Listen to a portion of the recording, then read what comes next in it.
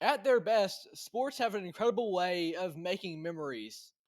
Players and teams can establish legacies that extend far beyond their time. A player can be retired for 20 years, but there are still moments to talk about from their playing time, and teams might have seasons that they look back really fondly on, that live on forever in the minds of the fans. And one really good way to set forth a memory for yourself and a legacy in any given season is to go on an incredible playoff run. Thinking recently, you've got the 2011 Dallas Mavericks, as well as the 2020 Miami Heat, and even the 22 Warriors, relative to where they were a few years prior. These teams are remembered very fondly, especially the Dirk one, for outperforming expectations, being able to take down some juggernauts in the league on their way to the finals, or at least making it to the championship, if not winning, which of course would be applicable in the case of the Heat. And you take a look at this year's Indiana Pacers, for my money, they are kind of living up to that legacy of these great playoff runs in recent memory. Because not only have they been very, very exciting, very fun to watch, very successful, but this was also a team that going to the postseason was considered overrated. Even their star point guard, Tyrese Haliburton, was considered overrated by a poll among players in the league. And when that happens, you've got a little bit of a chip on your shoulder. And the Pacers, you can see the way that they're playing with that. Now they're up 3-1 on the New York Knicks and look to be on their way to a finals appearance at the very bare minimum. It's been an amazing postseason run for them, and the 2024-25 Pacers are going to live on in recent NBA history, if not longer. Because what a run it's been for them. This past night, they beat the Knicks, and this was a game that could really hold the fate of the series in its hands. Because on one end, if you're the New York Knicks, you win this game, you go up, it's 2-2 now. That's a lot more manageable than being down 3-1. For the Pacers, this was your chance to really ice it. And now you've got some breathing room. Say you don't win at MSG in Game 5, that's perfectly okay. You can still go back in Indiana and win Game 6. You've got a 3-game cushion there. And in this game, first of all, Tyrese Haliburton was incredible. On the defensive end, 4 steals, but even more impressively, he had a triple-double over on offense. 32 points, 12 rebounds, and 15 assists. And here's the thing about Tyrese Haliburton, because yes, he can put up these amazing stat lines as he did last night, and yes, the Indiana Pacers play at a very high tempo of offense. And so often, when you're putting up great numbers and you've got a very fast paced offense, that can sometimes not translate to efficiency. You look at an individual example in a player, Russell Westbrook is someone who fits this to a T. He plays very, very hard. You can't knock him for his effort, always giving 110% out there. But sometimes he turns the ball over a little bit too much. Sometimes he's not great at shooting the rock. Tyrese Haliburton, though, no turnovers. 15 assists, no turnovers. And also, throughout this season, the Indiana Pacers have the highest number of miles ran this season. But in spite of that, they remain very, very efficient. And I think that's really the key to their success. They're not only the fast team, they're not only the fun team, the exciting team, but it is a controlled chaos in a sense. Because everything's going on very, very quickly, but they know exactly what they're doing. And at the head of all of that is Tyrese Haliburton. Going to these playoffs, he was considered overrated by a large section of NBA fans as well as players alike, based on results from a recent survey. And you know what? It's very, very easy to fall into that trap of calling him overrated. Because you think back to the start of the season a couple of years ago, Tyrese Haliburton at one point was averaging 27 and 12, looking like one of the best players in the world in that moment. And so then when that slows down a little bit, goes down to about 20 and 10 is about what you can expect from him. I believe 18 points and 9 assists were about the stat line from him this year. When you got that amazing high for a little bit of a stretch there, anything else that he does after that is just a little bit lesser, it can seem a little bit disappointing. Because for about a month there, he showed you that he was capable of being one of the best in the world. So when that comes back down to earth a little bit, it can seem a little bit disappointing. And you can maybe consider him a little bit overrated because what if people were judging him based off of what we saw from that month with Hallie?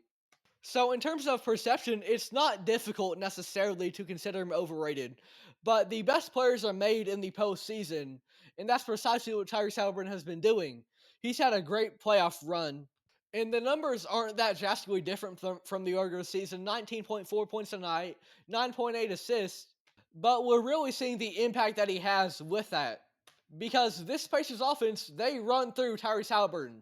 He is the epitome of a point guard. Truly the commander of this offense. That it runs through him, whether he's scoring the ball or he's playmaking for others. He has been incredible. And I talked about memories at the beginning. It's one thing to make a great impact for your team. It's one thing for your team to go very, very far in the playoffs. But you've got to have some memorable moments with you as well. And the Pacers have had that, especially in this series. In game one, Tyrese Haliburton hit an incredible shot to send the game to overtime, and he followed that up with the iconic Reggie Miller celebration. Then this past game was one of the best performances of his career in game four.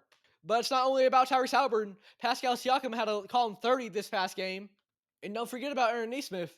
This series, he scored double digits in 3 out of 4 games. And that game one, he was 8 for 9 from beyond the arc. There's been plenty of moments with this team that can really make them very memorable. And I think that's really important for looking back at an all-time great playoff run. And also notable is the way that your team was perceived going into the playoffs. And for the Pacers, once again, like I said, Tyrese Haliburton, this team was considered a little bit overrated because of their fast tempo offense. It can be easy to think that that doesn't necessarily translate to the postseason when teams are going to be playing harder defense. And they've got all of these games to make adjustments and really game plan to scheme and beat you. But like I said earlier, the Pacers, they're like a controlled chaos. Tyrese Haliburton keeps things under control. And last year, they made the Eastern Conference Finals. They would lose to the Celtics, but they've been here before, and they've now done it in back-to-back years. And this year, they're probably going to the finals.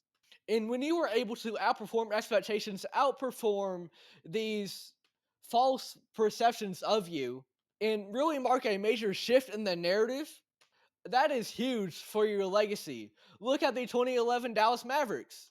They were up against the Miami Heat in the finals. And this was the first year of the Big Three Heatles in LeBron James, Chris Bosh, and Dwayne Wade. Before the season, LeBron James had promised a lot of championships to Miami. And on paper, it looked like that team was just about unstoppable. Then on the other hand, you had the Dallas Mavericks, who were led by Dirk Nowitzki, an incredible player, Mavericks legend. But the supporting cast around him, especially, was not to the level, anywhere near the level of the Miami Heat. And even when you look at the top end talent of each team, because yes, sometimes you may not have a lot of depth, but if you've got the best player in the series, that can help you out a little bit. But for that finals, LeBron James was arguably the best player in the world, nearly in his prime, in terms of his impact on both offense and defense. And on the other hand, Dirk was great, but he wasn't LeBron, you know? And nobody would have faulted Dallas for losing.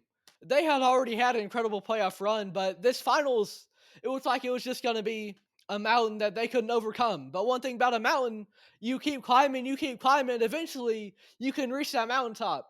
And that's what the Mavericks did. And that has gone down in history as one of the best championships ever, if not the best, because they outperformed expectations and won when nobody thought they were going to. And it's kind of the same thing with Indiana this year. Now, it's not to the same level, but in the second round, they beat the Cleveland Cavaliers, who all season were a juggernaut out east.